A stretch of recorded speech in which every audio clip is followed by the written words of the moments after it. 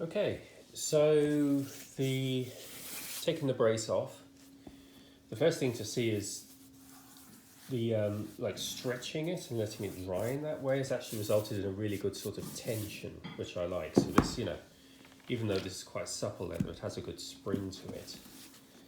Interesting to note this darkening here.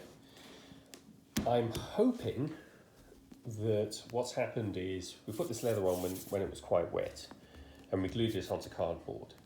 The cardboard would have absorbed quite a bit of moisture from the leather and the glue, and that's still working its way out, which is why I think we've got this colouring here. So I think hopefully this will continue to dry here and we'll eventually see this mottling disappear. And I'm hopeful of that because a lot of glue was used on the side edges here, and that's dry clear. So I think it is literally just the moisture in the cardboard. So we're in a situation now where if we open the book, we've got some play here from the strings, and this remains to be glued here. So we'll work on that. And the other thing we're going to do is do the cornering here. So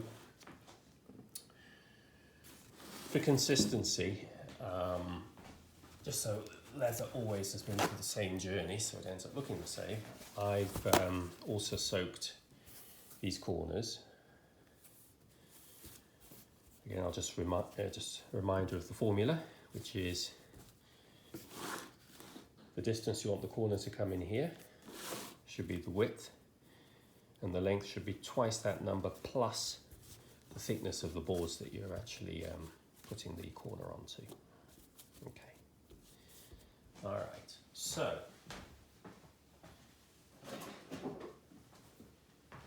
what we're now going to do is work this corner into place on the book. Now, one unknown, of course, is because we wet the leather. Wet leather sometimes behaves in a slightly different way in terms of its shape. So that's something we need to be cognizant out of, but I think we can work around that.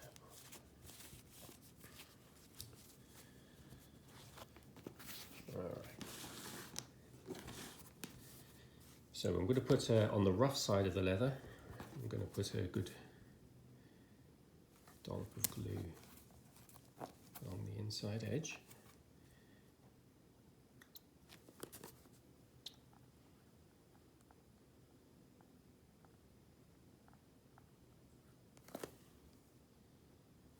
So, and then I'm going to apply it in such a way that I want these corners, opposite corners here and here, to be pointing down the board and along the top of the board, literally down the middle of the board like this, like so. And the acid test is I should be able to fold these over, and if all is well and good, they should nicely meet, symmetrically so, on the other side. So there's just a bit of working to do there. And once it's achieved that, you know that you've basically achieved a nice 45-degree angle.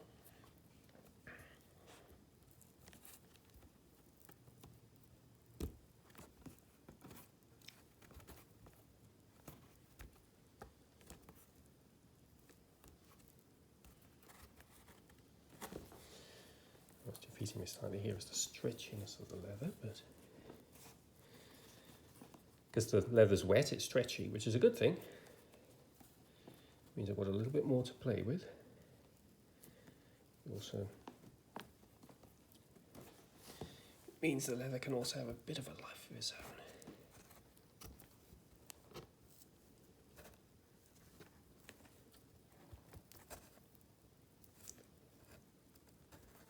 Okay, I think I'm just about there.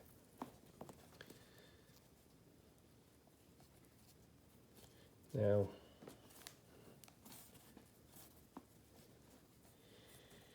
Other advantages of doing this wet, and I didn't have to do it wet, but the other advantages are because it's stretchy when it's wet.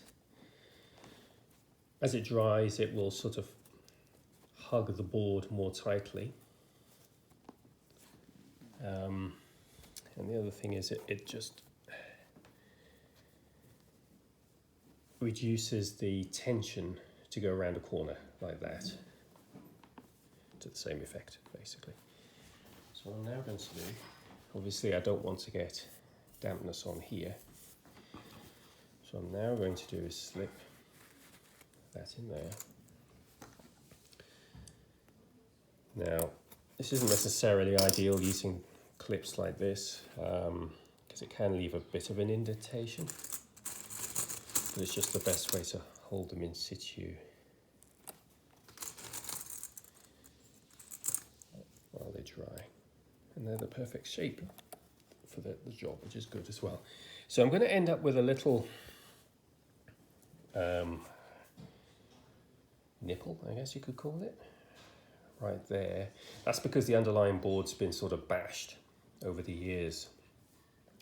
There's probably not a great deal I can do with that, but I'm not quite sure whether maybe I can stuff a bit of papier-mâché or something in there that's soaked with glue and have that set, or do something. So I might need to get a bit inventive, but for now I'm kind of sort of stuck with that at the moment. But basically that's going to be what I do first. So I'm going to create another 3 of these, get them in situ, and then work on this inside edge here. Okay, so we've now got these corners are in place, so I'll just leave them clamped like this to dry. So inside we've got the fabric, a little bit of play here in this string as well. So we're going to glue this down, and slight challenge for us here is that we've actually got this nice sort of signature, which I'm quite keen to preserve through a slot in the paste down when eventually we cover this. So there's no great structural harm from basically carving out a piece of this fabric and then just gluing in effect 2 pieces down when we secure this edge. So what I'm going to do is do exactly that. Put my scissor pieces together. So what I'm going to do is probably just cut just like that. Remove this tongue, as it were. So I've now just got the option to have a bit of that visible. So how I'm going to do this is I'm going to put quite a bit of glue now on these string bundles here.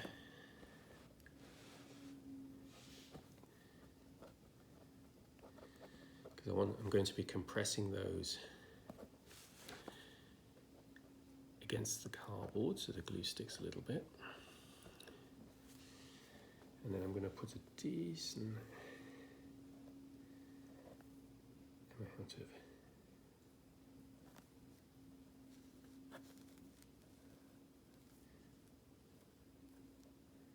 onto the fabric here.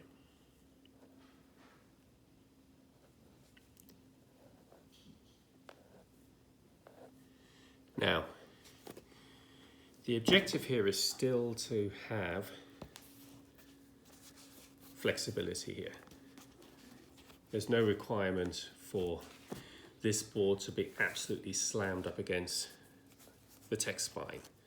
And that flexibility can be sort of hidden away underneath a sort of a generous sort of paste down. So, you know, anything that sort of allows flexibility like this, I think in the long run makes for a longer lasting binding that's just more resilient and less likely to suddenly split. So now that we've got that in place, I'm going to take 2 pieces of kitchen roll, like so. Obviously that's going to protect from dampness from the corners as well that I've just done. I'll work the fabric up like this.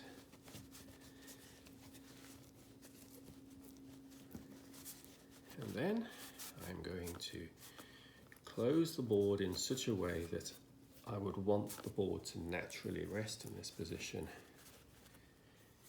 in the future, which is like this. I'm going to turn over. Repeat the process, only this time we don't need to worry about cutting a slot in the fabric.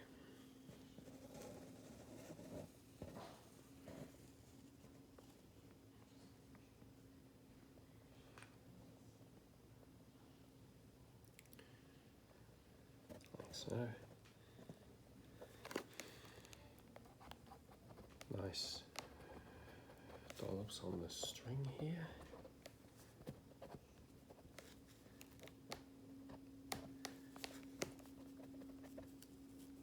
There we go. Like so. Same thing, work the fabric up. Now at this point you don't want the fabric to be coming any distance down the front of the text block. It should only be adhered to the spine. So just work the fabric up if it's sort of spread down a little bit during the previous gluing process. There we go.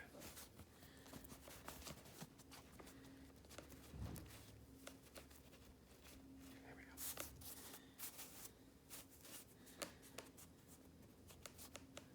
That's what we want.